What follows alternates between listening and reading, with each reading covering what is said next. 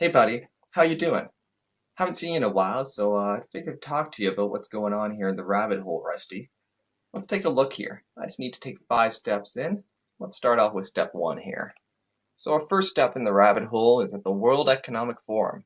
You know those guys? Trudeau's friends? Chrystia Freeland? Yeah, we know them. So let's take a look at it. What is a smart city? Here's what they're trying to do. This is their game plan going back to August of 2021. So let's scroll down their website here. Let's take a look. What is a smart city? Let's read through this here, Rusty. So we've heard the term in contexts as diverse as urban planning and governance, transport, energy, the environment, health, and education. Okay, so it has to do with those things. Those are the topics that we're going to cover in a smart city here. We've also noticed that the notion of smart cities relies on a range of technologies, including the Internet of Things, mobile solutions, big data, artificial intelligence, and blockchain. So I'm sure you've heard of that Internet of Things and AI thing, Rusty. I know you know that thing, so let's keep going here. Because of this connection with technology, we've had concerns about how smart cities will address issues such as data privacy and social exclusion. You know about that, Rusty. So let's explore that a bit further here. We see a risk that urban areas with poor web connectivity would be left out of the smart cities trend. We'd like to continue an open dialogue about this trend. Okay, so there's step 1, is what is a smart city? And we can see it's sort of causing this problem here of social exclusion. So let's keep digging here and see what's going on next.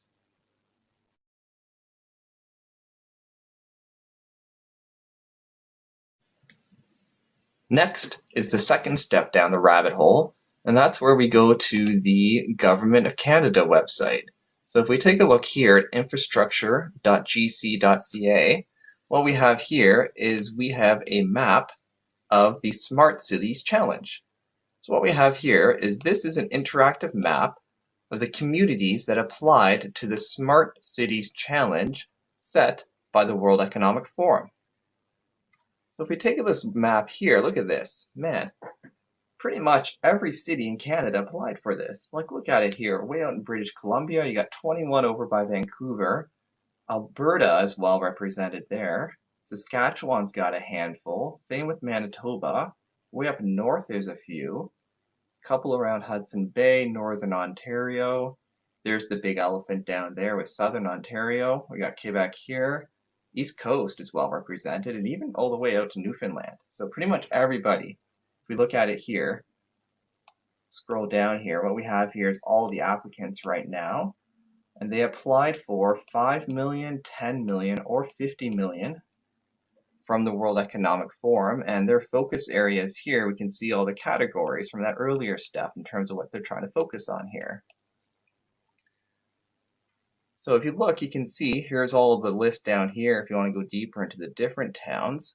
But what I want to focus on here is let's look at the winners. Those are the people that matter, Rusty. Who won? Who won this challenge? So let's get rid of the applicants, the finalists. Here we go. Here's the 3 big winners of the World Economic Smart City Challenge.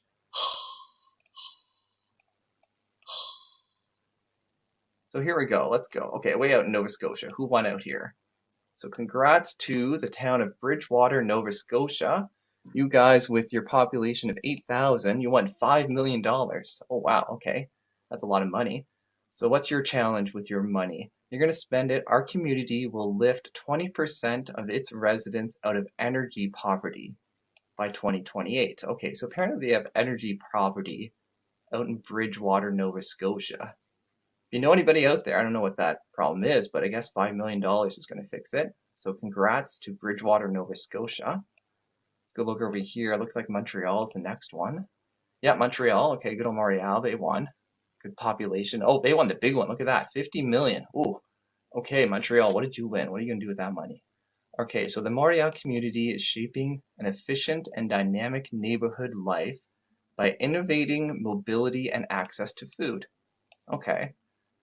Through a co-creation and citizen participation process, the accessibility of services and the well-being of Montrealers are increasing significantly. Okay, so it's something about access to food. We're going to spend $50 million. Okay, There's our two big winners. And let's look over here, Rusty. This is where it really hits home. Let's look at this winner here. Who won over here in Ontario? Zoom in here. Oh, here we go. Hitting home here, Rusty. Good old Guelph. So Guelph is the third winner, and we won $10 million. Congrats. Okay, what are we going to do with this $10 million, Rusty? So Guelph Wellington will become Canada's first technology-enabled circular food economy. Okay, what does that mean? Reimagining an inclusive food-secure ecosystem that increases access to affordable, nutritious food by 50%, where waste becomes a resource. 50 new circular businesses and collaborations are created, and circular economic revenues are increased by 50%, 50-50-50 by 2025. Okay, so they want to make waste as a resource for nutritious food, and their goal is to get it by 2025. Okay, so that's where we are at step 2 in the rabbit hole at the Canada level. Congrats to Guelph. Let's go to the next step. See what we're going to do with this money.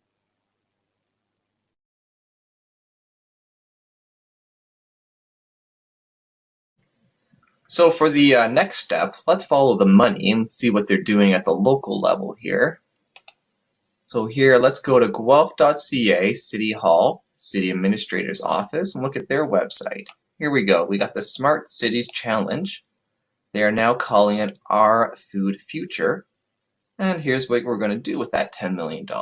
So imagine a food system where there's no such thing as waste and where every resident has access to the healthy, nutritious food they need. Okay, that sounds pretty good.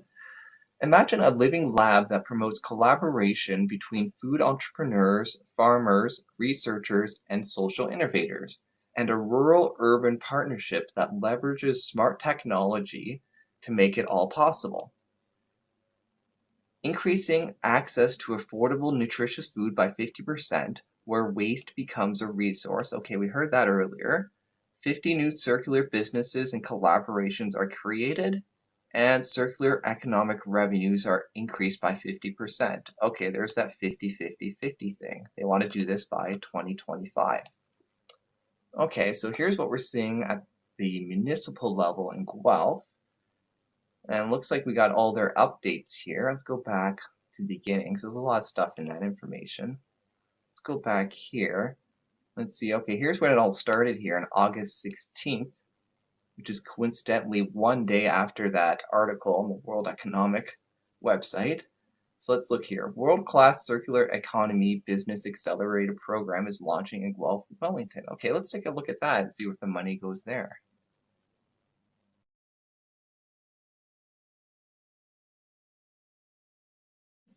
So on our fourth step here, Rusty, through the rabbit hole, let's click on this.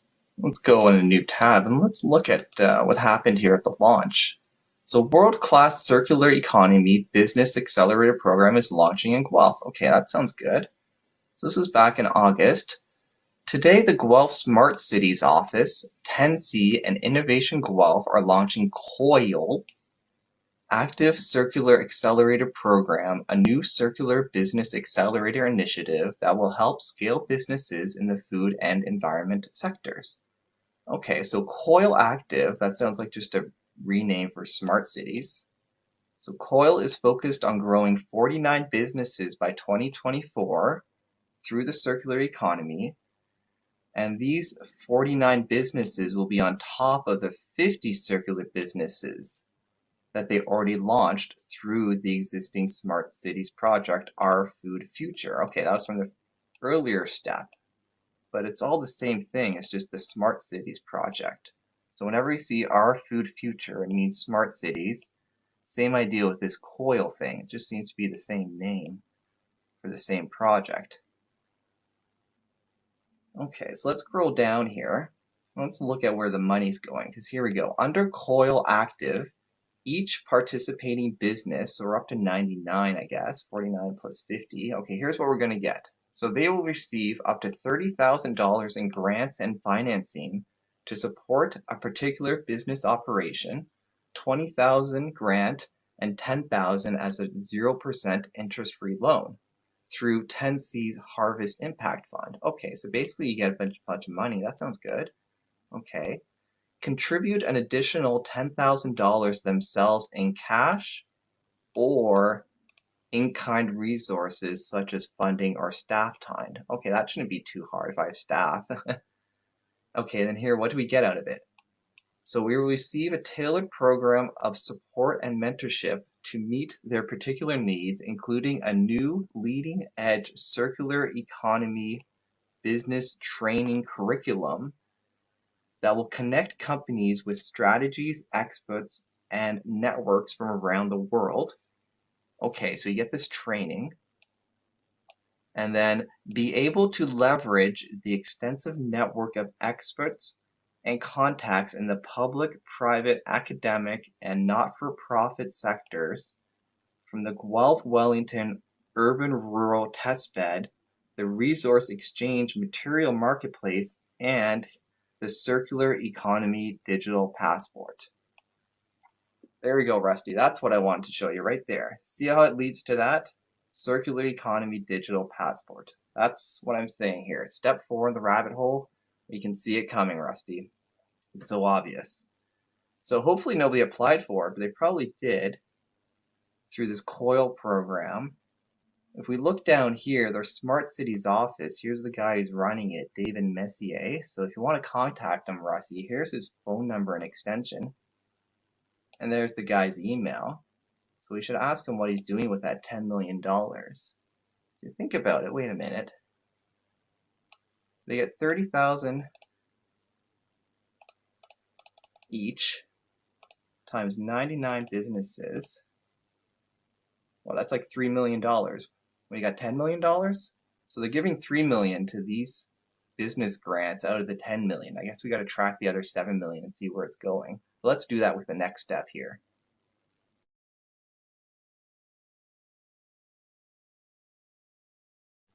So the last step I want to take here down the rabbit hole with you, Rusty, is to look at what this Circular Economy Digital Passport is exactly going to be.